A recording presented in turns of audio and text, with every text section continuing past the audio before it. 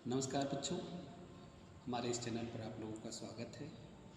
आज का हमारा चर्चा का विषय है कि लोकतंत्र क्या होती है, लोकतंत्र की परिभाषा क्या है और क्या भारत वास्तव में एक लोकतांत्रिक देश है। इन्हीं मुद्दों पर आज हम कुछ थोड़ा चर्चा करेंगे। तो सबसे पहले हम लोकतंत्र की परिभाषा समझने की कोशिश करते हैं। लोकतंत्र, जिसको हम लोग इंग्लिश में डेमोक्रेसी भी कहते हैं, जो कि दो ग्रीक शब्दों डेमोस और क्रेटोस से मिलकर के बना हुआ है। डेमोस का अर्थ होता है जनता और क्रेटोस का अर्थ होता है सत्ता या शासन। तो शाब्दिक दृष्टि से भी अगर हम देखें तो लोकतंत्र का अर्थ ये निकल कर के आता है कि लोकतंत्र यानी जनता का शासन, यानी जनता ये निर्धारित करती है कि हमारी सत्ता का संचालन कौन करेगा। ये पावर जनता के हाथों में होते हैं। तो ऐसी शासन व्यवस्था को हम लोग लोकतंत्र कहते हैं।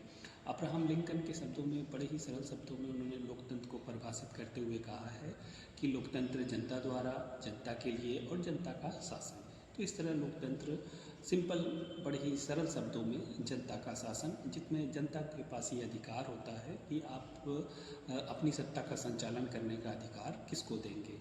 अब भारत के संदर्भ में हम लोग लोकतंत्र को देखते हैं तो भारत के संविधान की प्रस्तावना में स्पष्ट रूप से ये लिखा गया है कि भारत एक सार्वभौमिक, समाजवादी, धर्मनिरपेक्ष, लोकतांत्रिक गणराज्य है। यानी भारत क्या है? लोकतांत्रिक गणराज्य है।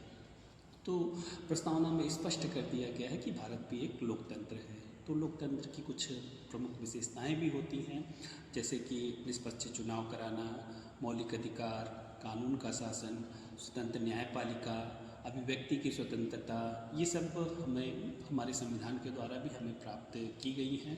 तो भारत जो लोकतंत्र की प्रमुख विशेषताएं होती हैं वो हम भारत में भी देखने को हमें मिलती हैं। उसके बाद लोकतंत्र के प्रकार के बारे में अगर हम चर्चा करें तो लोकतंत्र के दो प्रकार होते हैं। एक होता है प्रत्यक्ष लोकतंत्र और दूसरा होता है अप्रत्यक्ष लोकतंत्र।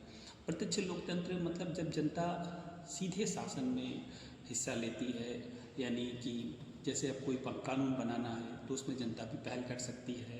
अगर जनता को लगता है कि जिसको हमने चुन करके वहाँ पर भेजा है वो अपने कार्यों को सही ढंग से नहीं कर रहा है तो उसे वापस भी बुला सकती है। संविधान में अगर किसी भी प्रकार का कोई संशोधन करना है तो उस पर जनता की राय जानना जरूरी होता है। तो इस तरीके से ये प्रत्यक्ष लोकतंत्र के कुछ उदाहरण हैं। और अगर हम देश की बात करें तो सबसे अच्छा प्रत्यक्ष लोकतंत्र का जहाँ पर है वो देश है स्विट्जरलैंड, जहाँ पर प्रत्यक्ष लोकतंत्र हमको स्पष्ट रूप से देखने को मिलता है। दूसरा, अगर हम अप्रत्यक्ष लोकतंत्र की बात करें तो अप्रत्यक्ष लोकतंत्र में जनता सीधे राजनीति में भाग नहीं लेती है, बल्कि वो चुनाव के द्वारा अपने प्रतिनिधि को चुन करके वहाँ भेजती है और फिर प्रतिनिधि जो वहाँ पर जाते हैं वो शासन की सत्ता का संचालन करते हैं। तो अप्रत्यक्ष लोकतंत्र, जैसा कि आप भारत में भी जानते हैं कि हमारे यहाँ भी अप्रत्यक्ष लोकतंत्र है, जिसको हम लोग प्रतिनिधात्मक शासन कहते हैं। यानी हम लोग सिर्फ प्रतिनिधियों का चुनाव करते हैं और उसके बाद प्रतिनिधि वहाँ पर जा कर के देश की सत्ता का संचालन करते हैं। तो इस प्रकार हम देखते हैं कि लोकतंत्र दो प्रकार के, प्रत्यक्ष लोकतंत्र और अप्रत्यक्ष लोकतंत्र के बारे में हम लोगों ने यहाँ चर्चा की। अब एक हमारे सामने जो सबसे बड़ा सवाल है कि क्या भारत वास्तव में एक लोकतांत्रिक देश है?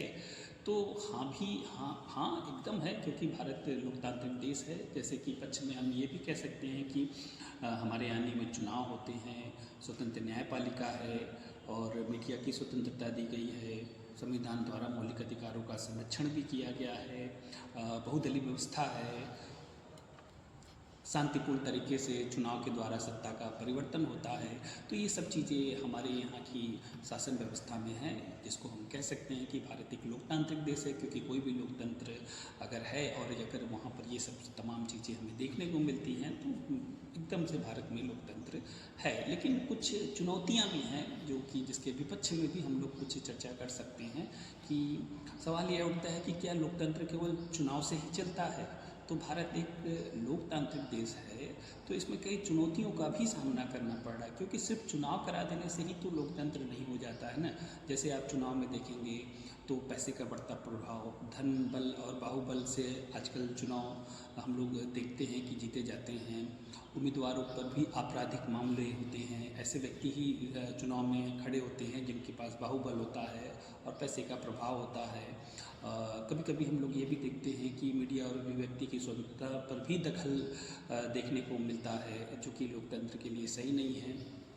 कुछ सामाजिक असमानताएं भी हमारे यहाँ हैं, जैसे जाति, धर्म, वर्ग आधारित भेदभाव भी होते हैं, जो कि लोकतंत्र के लिए सही नहीं है। उसके बाद शिक्षा में भी असमानता हमको देखने को मिलती है। कुछ संस्थाओं की स्वायत्तता पर भी सवाल उठाए जाते हैं, जैसे जांच एजेंसियाँ हैं, चुनाव आयोग हो गया, गवर्नर पद की निष्पक्षता पर भी सवाल उठाया जाता है। तो ये कुछ ऐसी चीज़ें हैं जो कि लोकतंत्र के लिए एक चुनौती है, एक घातक है लोकतंत्र के लिए। अगर ये सब चीज़ें हैं तो फिर उस देश में लोकतंत्र सही तरीके से सुरक्षित नहीं रह सकता है। तो अगर लोकतंत्र को सही तरीके से हमें सुरक्षित रखना है तो इन तमाम चीज़ों पर हमें अंकुश लगाने की आवश्यकता है। तो इस तरीके से हम कह सकते हैं कि कुछ चुनौतियां हैं, लेकिन फिर भी अगर निष्कर्ष के रूप में हम लोग देखें तो हम कह सकते हैं कि हाँ, भारत एक लोकतांत्रिक देश है। क्योंकि लोकतंत्र केवल कागज़ों पर नहीं बल्कि व्यवहार में भी मजबूत होना चाहिए, और इसे मजबूत बनाने की जिम्मेदारी जो होती है वो हमारी ही होती है, नागरिकों की ही वो जिम्मेदारी होती है।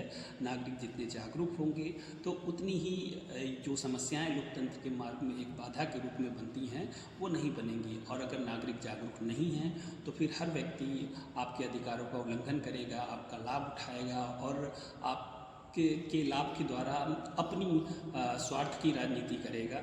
तो इस तरीके से लोकतंत्र सही मायने में सुरक्षित नहीं रह सकता है। जब तक कि हमारे मतदाता जागरूक नहीं होंगे, प्रश्न पूछ करके अपने अधिकारों का उपयोग नहीं करते हैं और अपने कर्तव्यों का पालन नहीं करते हैं, तब तक लोकतंत्र सही मायने में लोकतंत्र नहीं है। लेकिन निष्कर्ष के रूप में हम कह सकते हैं कि भारत एक लोकतांत्रिक देश है। हाँ, कुछ चुनौतियाँ ज़रूर हैं, लेकिन वो नागरिकों के ऊपर ही डिपेंड करता है कि वो किस तरीके से अपनी जागरूकता का परिचय दे करके उन चुनौतियों से हम लड़ें और भारत को एक मजबूत लोकतंत्र बनाएं।